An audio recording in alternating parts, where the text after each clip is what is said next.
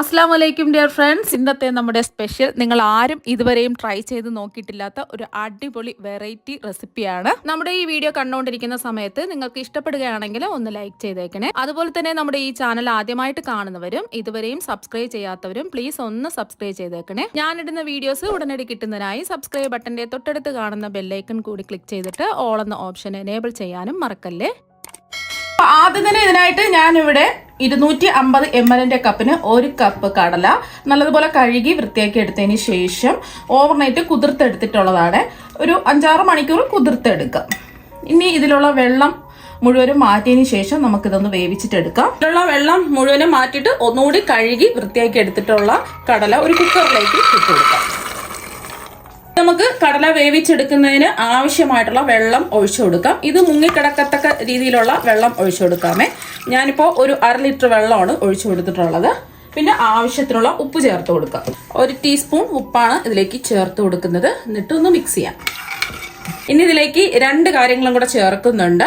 ഉരുളക്കിഴങ്ങ്, ഒരു ഉരുളക്കിഴങ്ങാണ്, medium size ഒരു ഉരുളക്കിഴങ്ങ് തൊലി കളഞ്ഞ് നല്ലോണം കഴുകി വൃത്തിയാക്കി എടുത്തിട്ടുള്ളതാണ്. അതുപോലെ ഒരു തക്കാളി, ഒരു മീഡിയം സൈസ് തക്കാളിയും കൂടെ അത് വെച്ച് കൊടുക്കുന്നുണ്ട്.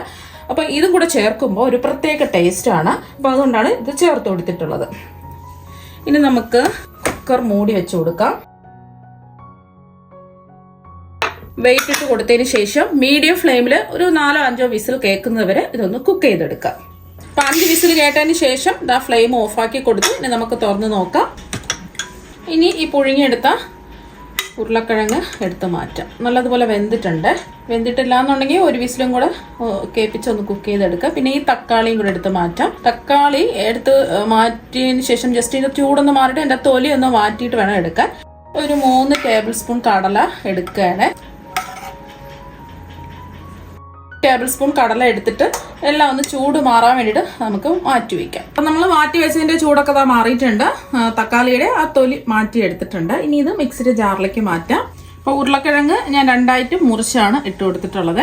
ഇനി ഇതിലേക്ക് ഒരു 1/2 ടീസ്പൂൺ വലിയ ജീരകം ചേർത്ത് കൊടുത്തിട്ട് ആവശ്യത്തിനുള്ള വെള്ളവും കൂടി ഒഴിച്ചു കൊടുക്കാം. ഇത് അരച്ചെടുക്കുന്നതിന് ആവശ്യമായിട്ടുള്ള വെള്ളം ഒഴിച്ചു കൊടുക്കാം. ഒരു 1/2 കപ്പ് വെള്ളം ഒഴിച്ചിട്ട് നന്നായിട്ട് പേസ്റ്റ് പോലെ ഇതൊന്ന് അരച്ചെടുക്കാം. അപ്പൊ അത് നല്ലതുപോലെ അരച്ചെടുത്തിട്ടുണ്ട്. ഇതിവിടെ ഇരിക്കട്ടെ. ചൂടായി കിടക്കുന്ന ഒരു കടായിലേക്ക് 1/2 ടീസ്പൂൺ വെളിച്ചെണ്ണ ഒഴിച്ചു കൊടുക്കാം. എണ്ണ ഒന്ന് ചൂടായതിനു ശേഷം ഇതിലേക്ക് ഒരു 1/2 ടീസ്പൂൺ കടുകിട്ടൊന്ന് പൊട്ടിക്കാം. കടുകെല്ലാം പൊട്ടി വന്നതിന് ശേഷം ഇതിലേക്ക് 2 അത്യാവശ്യം വലിപ്പമുള്ള സവാള ചെറുതായിട്ട് കട്ട് ചെയ്തെടുത്തത് ചേർത്ത് കൊടുത്ത് ഒന്ന് ഇളക്കി കൊടുക്കാം. സവാളൊക്കെ വായുന്ന ഒരു ഗോൾഡൻ നിറമാവണം. ഇതിൻ്റെ കൂടെ തന്നെ ഞാൻ കുറച്ച് കറിവേപ്പില ചേർക്കുന്നുണ്ട്. നല്ലൊരു മണവും ടേസ്റ്റും കിട്ടും. ചെറുതായിട്ട് കട്ട് ചെയ്ത് ചേർത്ത് കൊടുക്കാം. അപ്പോൾ സവാളയൊക്കെ വായുന്ന ഒരു ഗോൾഡൻ നിറം ആയിട്ടുണ്ട്. ഇപ്പോൾ സവാള വായുന്ന വന്നപ്പോൾ ഇച്ചിരിയേ ഉള്ളൂ. ഇനി ഇതിലേക്ക് നമ്മൾ ചേർത്ത് കൊടുക്കുന്നത് ഒരു പച്ചമുളക് ചെറുതായിട്ട് കട്ട് ചെയ്ത് ചേർത്ത് കൊടുക്കുക. അധികം എരിവുള്ള മുളകാണെന്നുണ്ടെങ്കിൽ 1 എടുത്താൽ മതി. എരിവില്ലാത്ത മുളകാണെന്നുണ്ടെങ്കിൽ 2 വരെ എടുക്കാം. പച്ചമുളക് വേണ്ടാന്നുണ്ടെങ്കിൽ അത് ഒഴിവാക്കാം. പിന്നെ ഇതിലേക്ക് 1 ടീസ്പൂൺ വെളുത്തുള്ളി ചതച്ചതാണ് ചേർക്കുന്നത്. അതുപോലെ തന്നെ 1 ടീസ്പൂൺ ഇഞ്ചി ചതച്ചതും കൂടി ചേർക്കുന്നുണ്ട്. എന്നിട്ട് ഇതിൻ്റെ ഒരു പച്ചച്ചുവ മാറുന്നത് വരെ ഒന്ന് ഇളക്കി കൊടുക്കാം. ഒരു 30 സെക്കൻഡ് ഒന്ന് ഇളക്കി കൊടുക്കാം. ഇതിന് പകരമായിട്ട് ഇഞ്ചി വെളുത്തുള്ളി പേസ്റ്റ് ഉണ്ടെന്നുണ്ടെങ്കിൽ അത് ചേർത്ത് കൊടുത്താലും മതി. ഒരു 1/2 ടീസ്പൂണൊക്കെ ചേർത്ത് കൊടുത്താൽ മതി. ഒരു 30 സെക്കൻഡ് ഇളക്കി കൊടുത്തതിന് ശേഷം ഇതിലേക്ക് കുറച്ച് പൊടി ഐറ്റംസ് ചേർത്ത് കൊടുക്കാം. ഈ സമയം ഫ്ലെയിം ഒന്ന് കുറച്ച് വെച്ച് കൊടുക്കാം. ഒരു 1/2 ടീസ്പൂൺ മഞ്ഞൾപ്പൊടിയാണ് ചേർക്കുന്നത്. പിന്നെ ഇതിലേക്ക് 2 ടീസ്പൂൺ മുളക് പൊടിയാണ് ഞാനിപ്പോൾ എടുത്തിട്ടുള്ളത്. കശ്മീരി മുളക് പൊടിയാണ്. സാധാരണ എരിവുള്ള മുളക് പൊടിയാണെന്നുണ്ടെങ്കിൽ 3/4 ടീസ്പൂണൊക്കെ ചേർത്ത് കൊടുത്താൽ മതി. നമ്മളിതിൽ പച്ചമുളക് ചേർത്തിട്ടുണ്ട്.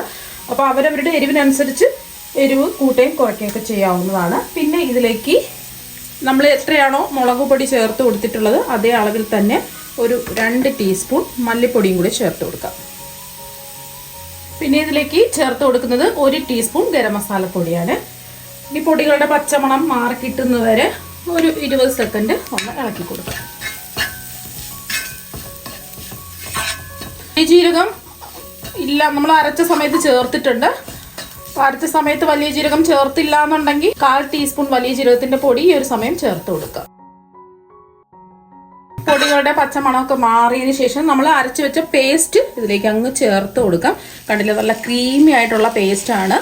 ഇതിൽ നമ്മൾ തേങ്ങയോ ക്രീമോ ഒന്നും തന്നെ ചേർക്കേണ്ട ആവശ്യമില്ല. നല്ല അടിപൊളി വെറൈറ്റി ടേസ്റ്റുമാണ്. ഇനി ജാറിലൊക്കെ പറ്റി പിടിച്ചിരിക്കുന്നത് കുറച്ച് ഒരു 1/2 കപ്പ് വെള്ളം ഒഴിച്ചിട്ട് ഒന്ന് നമുക്ക് ജാറ് കഴുകി ഇതിലേക്ക് അങ്ങ് ഒഴിച്ചു കൊടുക്കാം. ഒന്ന് ഇളക്കി കൊടുക്കാം.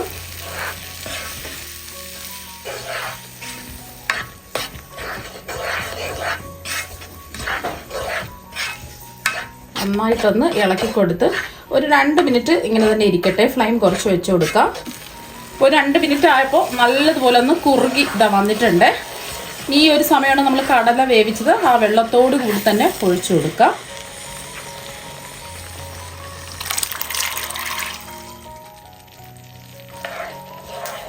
ഒന്ന് ഇളക്കി കൊടുക്കാം.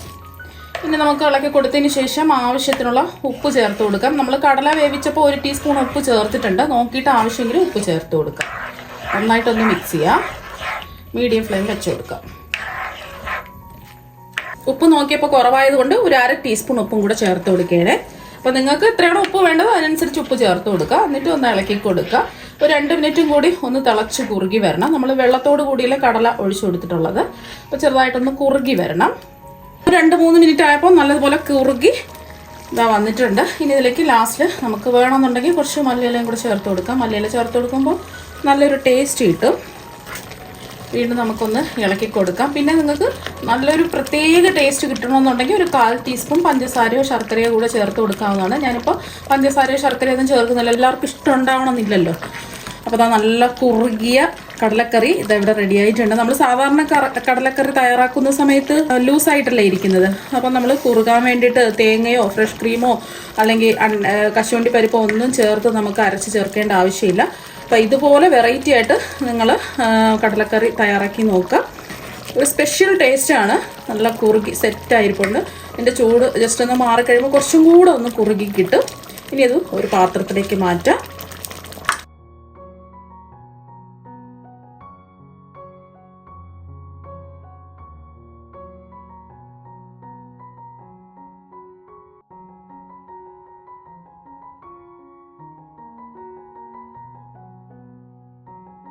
അപ്പോൾ ക്രീമി ആയിട്ടുള്ള കടലക്കറി ഇവിടെ റെഡി ആയിട്ടുണ്ട്.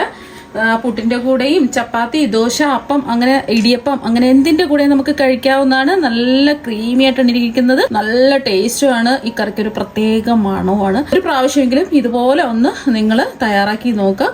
നിങ്ങൾക്ക് എല്ലാവർക്കും ഒരുപാട് ഇഷ്ടമാകും. അപ്പോൾ നമുക്ക് മറ്റൊരു വെറൈറ്റി വീഡിയോ ആയിട്ട് വീണ്ടും കാണാം. താങ്ക്